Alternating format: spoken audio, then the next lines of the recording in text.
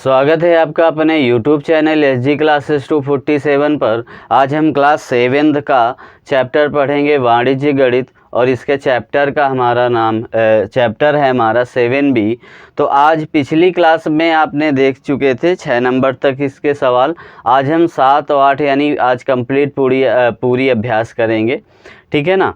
तो अब हम देखते हैं आपका अगला सवाल 7वां नंबर क्या कहता है। तो 7वां नंबर आपका बोल रहा है कि एक किले में 700 ग्राम प्रतिदिन प्रति सिपाही के हिसाब से 42 दिन का भोजन प्रतिदिन का भोजन यदि प्रतिदिन का भोजन 600 ग्राम प्रति सिपाही कर दिया जाए तो वह भोजन कितने दिनों के लिए पर्याप्त होगा। यानी बोला गया है, सवाल का यह मतलब है कि यदि 700 ग्राम प्रतिदिन भोजन दिया जाता है तो वो भोजन चलता है आपका 42 दिन। यदि उस भोजन को 600 ग्राम कर दिया जाए तो वो कितने दिन चल पाएगा, ठीक है ना। तो यहाँ पर हम लिख सकते हैं, लिखेंगे 7वां नंबर कि भोजन यहाँ पर लिख देंगे ग्राम में है और यहाँ पर लिख देंगे दिन, ठीक है। यानी हमारा 700 ग्राम भोजन है, ठीक है, तो वो चलता है 42 दिन, ठीक है। और यदि हम 600 ग्राम भोजन कर दें तो कितने दिन चलेगा, यानी हम मान लेंगे कि x दिन चलेगा, ठीक है। तो यहाँ पर क्या किया जाएगा, इस प्रकार से आप एरो लगा दीजिए दोनों में और फिर सबसे पहले आप 600 लिखेंगे, अनुपात लगाएंगे, फिर 700 लिखेंगे, फिर समानुपात लगाएंगे, ठीक है, और फिर लिखेंगे 42, फिर अनुपात, फिर x, फिर पहला चौथा हो जाएगा यानी 600x आ जाएगा आपका, फिर बराबर करेंगे 700 × 42 कर देंगे, ठीक है। अब ये x के गुणांक में 600 है तो बटे में चला जाएगा, यानी x बराबर आ जाएगा 700 × 42 बटे आपका आ जाएगा 600। तो 0 से 0 कैंसिल हो गया, ये 7 छंग 42 हो गया, यानी हो गया आपका 49 दिन, ठीक है ना। 49 दिन आपका आंसर आ गया। तो यहाँ पर लिख सकते हैं कि अतः प्रतिदिन किसको देना है हमको, सिपाही को, है ना। अतः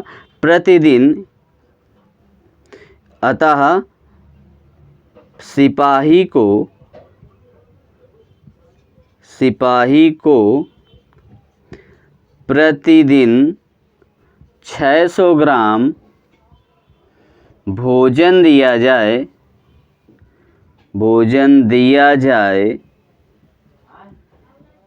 तो वह भोजन 49 दिन चलेगा, ठीक है ना। तो इस प्रकार से आपका 7वां नंबर भी सवाल पूरा होता है। अब हम देखते हैं इसका अगला सवाल 8वां नंबर सवाल क्या होता है। तो 8वां नंबर सवाल भी देख लेते हैं।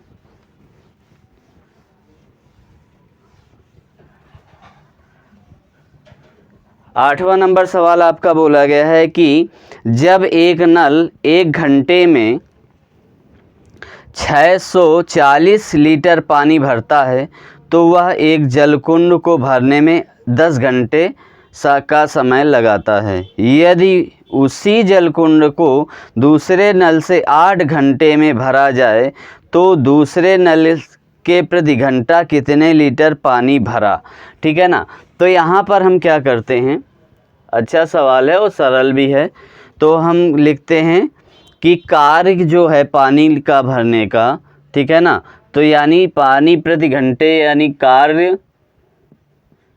कार्य है प्रति घंटे का, ठीक है ना, प्रति घंटे लीटर में, ठीक है। और हम यहाँ पर लिख देते हैं समय आपका दिया है घंटे में, ठीक है ना, यहाँ पर घंटे में लिख देते हैं समय। और यदि नल आपका 640 लीटर प्रति घंटा देता है तो वो 10 घंटे में भर जाता है जलकुंड, ठीक है ना। कितने घंटे में, 10 घंटे, यहाँ 10 ही लिख देते हैं। और फिर यदि वह 8 घंटे में भरना हो तो उसको कितने लीटर प्रति घंटे पानी देना होगा, ये हमें बताना है। तो यहाँ पर हम क्या करते हैं, x लिख लेंगे। तो यहाँ पर क्या हो जाएगा, एरो इस प्रकार से लगा दीजिए, ठीक है ना, एरो लगा दीजिए। अब आपका क्या आ जाएगा, यानी x अनुपाते 640 समानुपात 10 अनुपाते 8। तो पहला चौथा यानी 8x हो गया बराबर 640 इंटू आपका 10 आ जाएगा। अब ये इसके गुणांक में है तो बटे में चला जाएगा, यानी x बराबर आ जाएगा 640 इंटू 10 बटे हो जाएगा 8। तो 8 से 8 कैंसिल हो गया, यानी 80 आ गया। तो ये कितना हो गया, 800 लीटर, ठीक है ना। तो इस प्रकार से आपका आंसर आ गया 800 लीटर। यहाँ पर लिख सकते हैं, अतः यदि 800 लीटर प्रति घंटे की दर से वो पानी निकालता है दूसरा नल, तो 8 घंटे में वो भर जाएगा हौज, ठीक है ना। तो ऐसे आप लिख लेना। अब हम देखते हैं अगला सवाल, 9वां नंबर क्या कहता है आपका।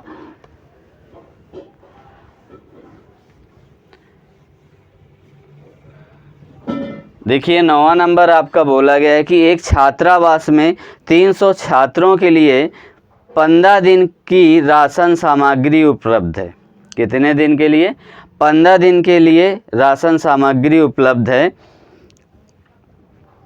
और यदि अवकाश के कारण 200 छात्र बाहर चले जाएं तो वह सामग्री कितने दिन चलेगी। तो आप यहाँ पर पहले समझ लीजिए कि कुल छात्र कितने हैं आपके छात्रावास में।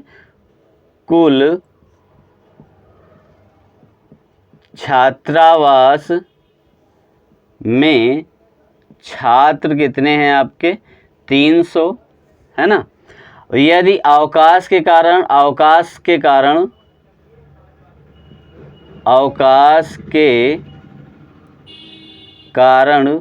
छात्र चले गए,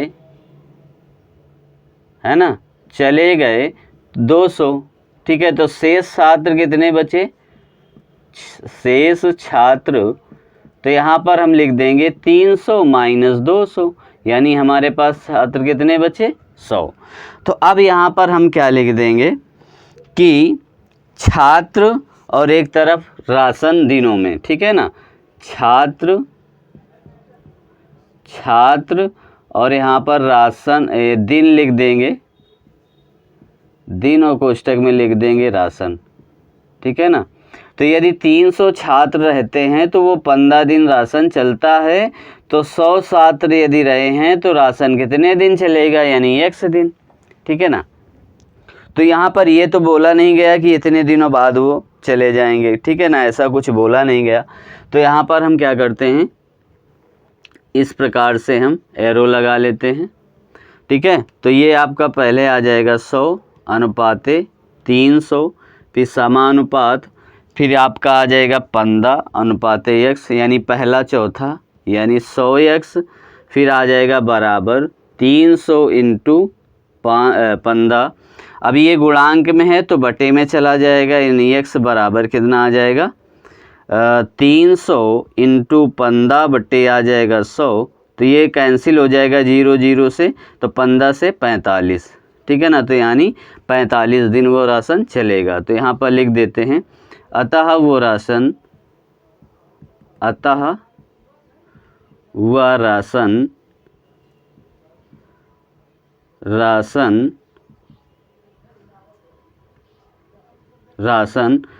45 दिन चलेगा, ठीक है ना। कितने दिन चलेगा, 45 दिन चलेगा।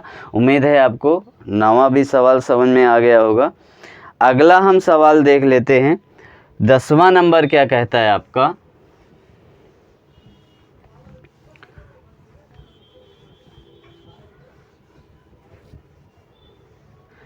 दसवां नंबर आपका सवाल बोला गया है कि 40 किलोमीटर प्रति घंटा की चाल से एक टेम्पो 5 घंटे में एक यात्री को उसके नियत स्थान पर पहुंचा देता है। यदि उस टेम्पो की चाल 25 किलोमीटर प्रति घंटा होती तो वह उस यात्री को कितने समय में पहुंचा देता, ठीक है ना। तो यहाँ पर हम चाल लिख लेते हैं, बड़ा ही आसान सवाल है 10वां नंबर भी। तो यहाँ पर हम चाल लिख लेते हैं, और चाल आपकी दिए है किलोमीटर प्रति घंटा में, ठीक है ना। और हमारा जो समय है, समय दिया गया है घंटे में, ठीक है ना। समय किस में दिया गया है? घंटे में।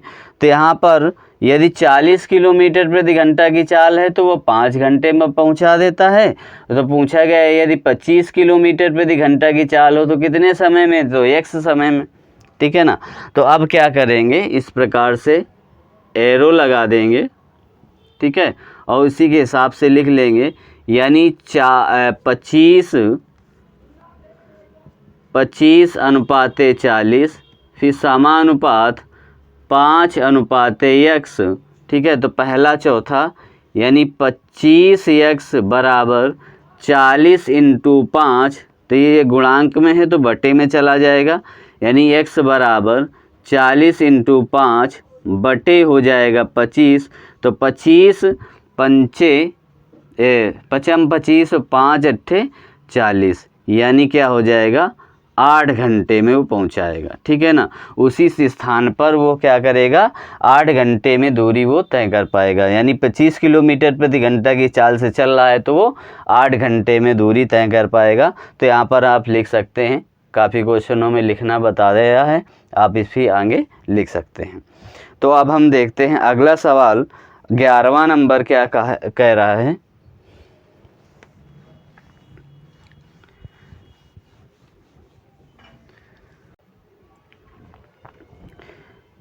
देखिए अगला सवाल आपका बोला गया है कि 2 श्रमिक या 2 कुशल श्रमिक या 3 अकुशल श्रमिक एक काम को 20 दिन में पूरा कर सकते हैं। तो 6 कुशल श्रमिक और 1 अकुशल श्रमिक इस काम को कितने दिन में पूरा करेगा? तो 2 कुशल श्रमिक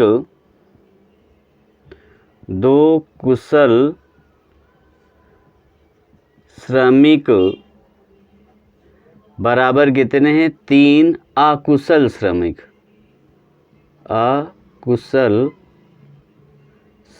हैं, ठीक है।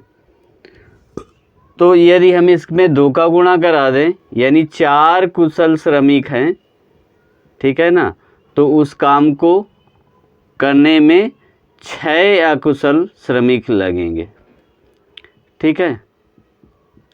यदि हम इस पे और 2 का गुणा करा दें तो यहाँ पर 3 का गुणा करा दें, यानी 6 कुशल श्रमिक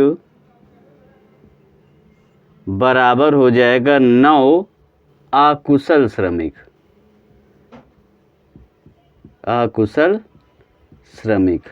अब हम इसी अनुपात से निकाल लेंगे। देखिए यहाँ पर बोला गया है कि एक तरफ लिख लेते हैं अकुशल श्रमिक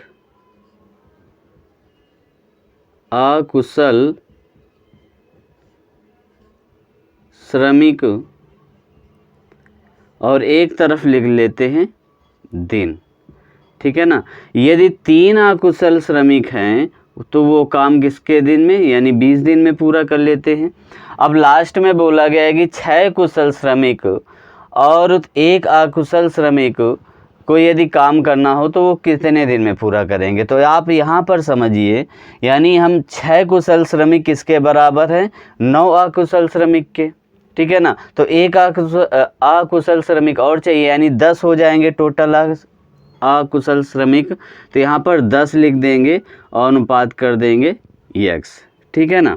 तो एक तरफ हम क्या करते हैं, एरो इस प्रकार से लगा देते हैं और एक एरो इस प्रकार से, यानी हम लिखेंगे 10/3, फिर समानुपात 20/x पहला चौथा, यानी क्या आ जाएगा आपका 10x बराबर 20 × 3, तो x बराबर आ जाएगा 20 × 3 बटे 10, 0 से 0 कैंसिल, तो कितना आ जाएगा 6।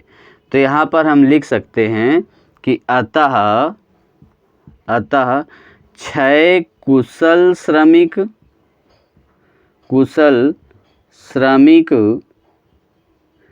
तथा एक अकुशल श्रमिक उस कार्य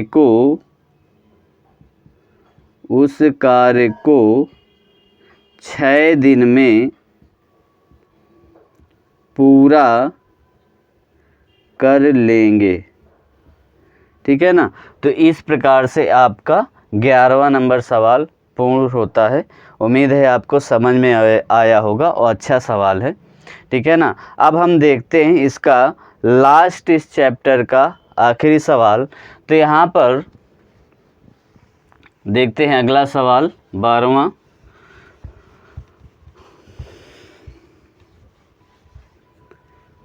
देखिए इस पे बोला गया है 12वें सवाल में कि एक टिड्डे की लंबाई, एक चींटी की लंबाई 4 मिलीमीटर है ना। एक चींटी की लंबाई चलो सबसे पहले आपको पढ़ के सुना देते हैं क्योंकि थोड़ा बड़ा सवाल है और अच्छा सवाल है और बहुत सरल है, इस पर कुछ नहीं है। ठीक है ना। तो बोला गया है कि एक चींटी की लंबाई 4 मीटर तथा एक टिड्डे की लंबाई 4 सेंटीमीटर है। यानी चींटी की लंबाई मिलीमीटर में है और टिड्डे की लंबाई सेंटीमीटर में है। तो टिड्डे और चींटी की लंबाई में अनुपात बताना है, यानी टिड्डे और चींटी की में अनुपात बताना है। इस पे बोला गया घर में पाई जाने वाली छिपकली की लंबाई 20 सेंटीमीटर है और नदियों में पाए जाने वाले मगरमच्छ की लंबाई 4 मीटर है। तो मगरमच्छ और छिपकली की लंबाई में क्या अनुपात है? क्या टिड्डे और चींटी की लंबाई का अनुपात मगरमच्छ और छिपकली की लंबाई का अनुपात क्या समानुपात में है? तो यहाँ पर हम देखते हैं, बड़ा सरल सवाल है, जैसा बोला ऐसे करते जाना है। यानी एक चींटी की लंबाई कितनी दे रखी है? यानी एक चींटी की लंबाई दे रखी है हमें 4 मिलीमीटर में। ठीक है ना। और टिड्डे की लंबाई कितनी है? एक टिड्डे की लंबाई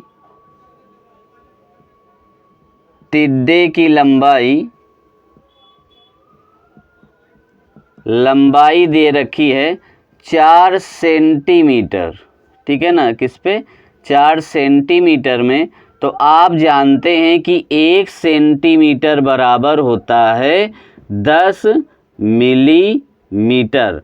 तो यहाँ पर हम इसको कन्वर्ट कर लेंगे, यानी 4 इंटू 10 मिलीमीटर कर देंगे, यानी ये 40 क्या आ जाएगा? मिलीमीटर। ठीक है। तो यहाँ पर बोला है, देखो, टिड्डे और चींटी की लंबाई, टिड्डे और चींटी का अनुपात हमें ज्ञात करना है। तो टिड्डे और चींटी का अनुपात हमें ज्ञात करना है। तो यानी टिड्डा हमारा क्या रहेगा? ऊपर रहेगा, यानी टिड्डे अनुपाते चींटी। ठीक है ना। टिड्डे अनुपाते क्या हो जाएगा? आपका चींटी हो जाएगा। तो यहाँ पर आपको क्या करना है, यानी इसको हम बराबर करेंगे, या हम लिख सकते हैं कि टिड्डे का अनुपात और चींटी का अनुपात बराबर है। तो यहाँ पर हम क्या कर देंगे, यानी 4 अनुपाते कितना लिख देंगे? 40।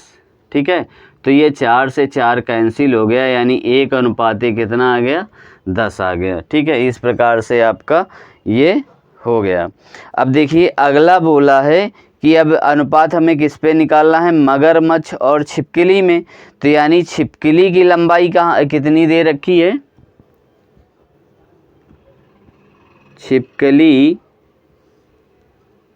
की लंबाई बराबर है 4 सेंटीमीटर। ठीक है। और मगरमच्छ की लंबाई दे रखी है 4 मीटर। ठीक है। तो यहाँ पर भी हम लिख सकते हैं कि 1 मीटर बराबर 100 सेंटीमीटर, क्योंकि हमें अनुपात सेम रखना होगा, ये ध्यान रखना। हमें जो मात्रक हैं वो हमको सेम रखने होंगे, यानी सेंटीमीटर में है तो सेंटीमीटर में, या मिलीमीटर में है तो मिलीमीटर में। और अधिकतर हम छोटे से ही बड़े को छोटे में कन्वर्ट करते हैं, ध्यान रखना, बड़े को छोटे में कन्वर्ट करते हैं। तो यहाँ पर देखिए आपका क्या करोगे, 4 × 100 कर दोगे तो ये सेंटीमीटर में आ जाएगा, तो ये 400 आ जाएगा सेंटीमीटर, ठीक है ना। अब इसको अनुपात में हमें क्या करना है, कन्वर्ट कर लेना है। तो यहाँ पर सबसे पहले बोला किसको गया है, तो यहाँ पर बोला गया मगरमच्छ और छिपकली की क्या करना है, हमें अनुपात निकालना है। मगरमच्छ और छिपकली का अनुपात यहाँ पर निकालना है। तो मगरमच्छ और छिपकली का हम अनुपात जब यदि हम निकालेंगे तो देखिए मगरमच्छ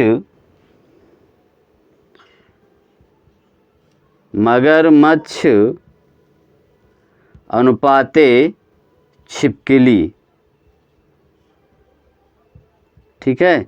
तो ये क्या आ जाएगा आपका, मगरमच्छ 4 है, ये छिपकली 4 सेंटीमीटर है, हाँ 4 सेंटीमीटर, और मगरमच्छ कितना है, 400 है।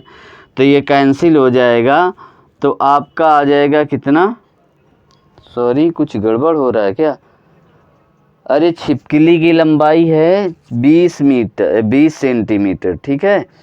यहाँ पर 20 सेंटीमीटर है, 20 सेंटीमीटर है, तो यहाँ पर 20 होगा, ठीक है। तो 0 से ये 0 कैंसिल और 2 से ये 2 कैंसिल, यानी 1 अनुपाते कितना आ जाएगा, 20। तो 1 अनुपाते आपका ये 20 आंसर हो गया। तो अब देखिए यहाँ पर जब होता है ना तो ये बराबर नहीं, उल्टा लिखा जाता है, ध्यान रखना, यहाँ पर उल्टा लिखा जाता है, इसलिए आंसर आपका नहीं आ रहा होगा। तो यहाँ पर क्या करते हैं, सबसे पहले लिखते हैं किसकी, हम 400 यानी मगरमच्छ की है, तो मगरमच्छ का हम लिखेंगे ना पहले, तो गड़बड़ हो गया, मगरमच्छ की 400 है और ये है 20। तो यहाँ पर 0 से 0 कैंसिल, ये 2 से आ गए 2, यानी 20 अनुपाते कितना आ जाएगा, 1, ठीक है ना। तो 20 अनुपाते 1 आ जाएगा आपका आंसर। और यहाँ पर बोला गया है कि मगरमच्छ और चींटी का जो अनुपात है ना, चींटी की लंबाई और टिड्डे की लंबाई और छिपकली और मगरमच्छ के समानुपाती है क्या, तो देखिए समानुपाती नहीं है, 1/10 का आ रहा है, 1 अनुपाते 10 आ रहा है, यानी 20 अनुपाते 10 आ रहा है, ठीक है ना। तो यहाँ पर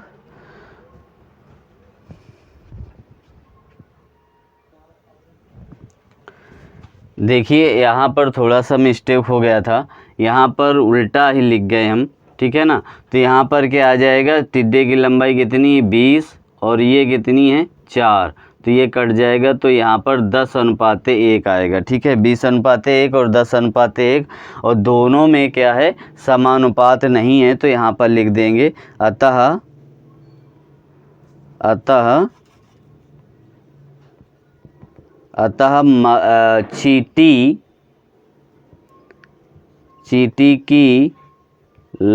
चींटी और मगरमच्छ का अनुपात, चींटी और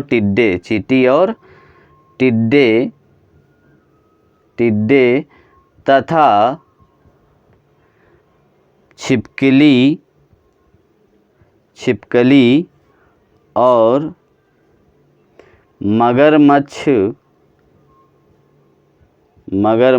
का अनुपात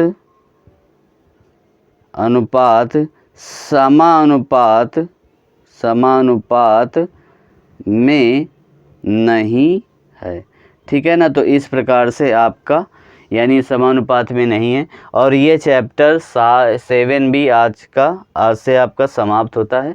तो उम्मीद है ये क्लास आपको पसंद आई होगी, यदि पसंद आई है तो लाइक करें, यदि चैनल पर नए हैं तो सब्सक्राइब करें और बेल आइकन को दबाना ना भूलें। तो मिलते हैं फिर नेक्स्ट वीडियो पे नए चैप्टर के साथ, तब तक के लिए धन्यवाद।